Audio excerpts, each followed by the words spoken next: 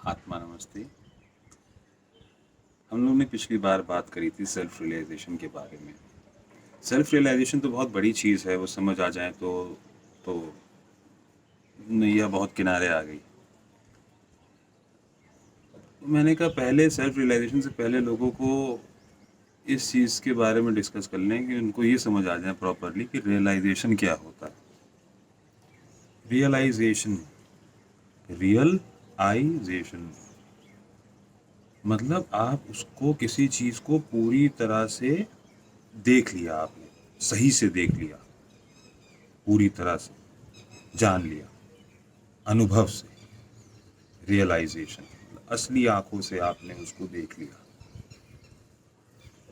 उसको सही तरीके से देख लिया, देख लिया। और रियलाइजेशन, जो रियल आई है, मतलब आपकी जो सुप्रीम सोल, आत्मा, परमात्मा, आपने किसी चीज़ को अपने अंदर, जो आपकी आत्मा है, उसके नज़रिए से देख लिया। जो आत्मा है, आत्मा परमात्मा के नज़रिए से आपने किसी चीज़ को देख लिया। रियलाइजेशन, रियल आई जो है आपका सुप्रीम सोल, ये अहम की बात नहीं कर रहे हैं, आगे हम आएंगे। वो आई का थोड़ा कंफ्यूजन रहता है अध्यात्म में जब बातें होती हैं, क्योंकि कृष्ण भी जब पूरा बताते हैं तो मैं करके बताते हैं, मैं ये हूँ, मैं ये हूँ। तो मैं जब वो बात कर रहे हैं तो परमात्मा की बात कर रहे हैं, आत्मा की बात कर रहे हैं। हम भी जब इधर बात करते हैं अध्यात्म में, जब किसी को आगे बताता है आदमी, तो मैं जब शब्द इस्तेमाल करता है तो वो आत्मा के लिए भी हो जाता है और अहम के लिए भी हो जाता है। तो इस चीज़ को बीच में समझते रहना है। तो यहाँ भी थोड़ा टेस्ट होता है कि आप कितना खुद अपना आप वहाँ पे मौजूद हैं। इसीलिए तो कुछ ऐसा शायद है कि थोड़ा सा समझने में आपको खुद अपनी बुद्धि का सही इस्तेमाल करना ही पड़ेगा। तो रियलाइजेशन मतलब आप किसी चीज़ को पूरी तरह सही से जान गए अनुभव से। इसको इंग्लिश में कहेंगे properly knowing something with experience, realisation.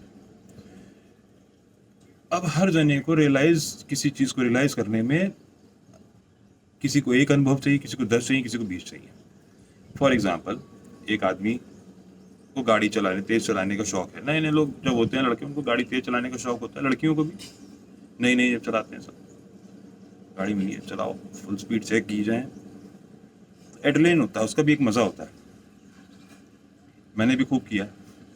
मगर अब होता क्या है कि कहीं ना कहीं किसी न किसी का एक समय पे आके वो कंट्रोल हो ही जाता है कि अब वो नॉर्मल स्पीड पे चल रहा है, हमेशा तेज़ नहीं चलाता।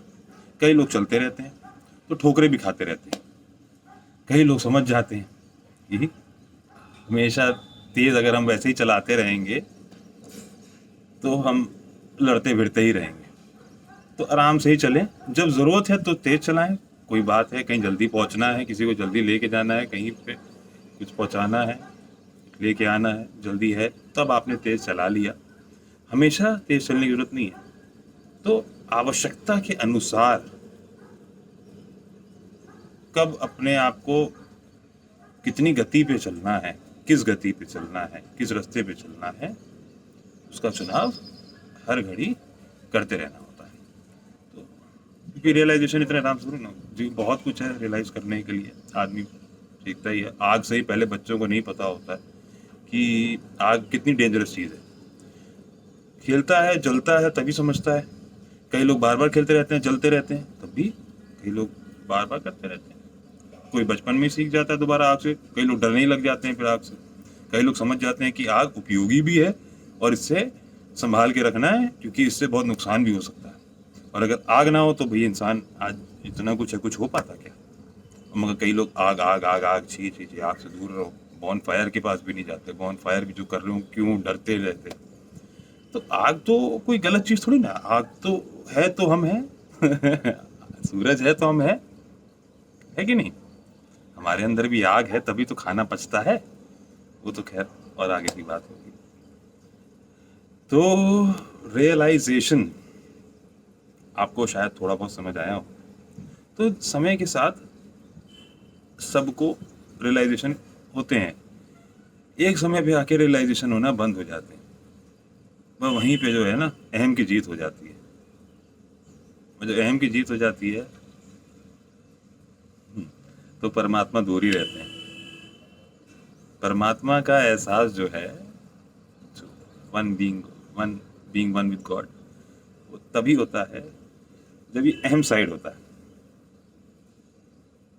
और अहम को अगर पूरा ज्ञान मिल जाएगा तो अहम तो रह ही नहीं जाएगा।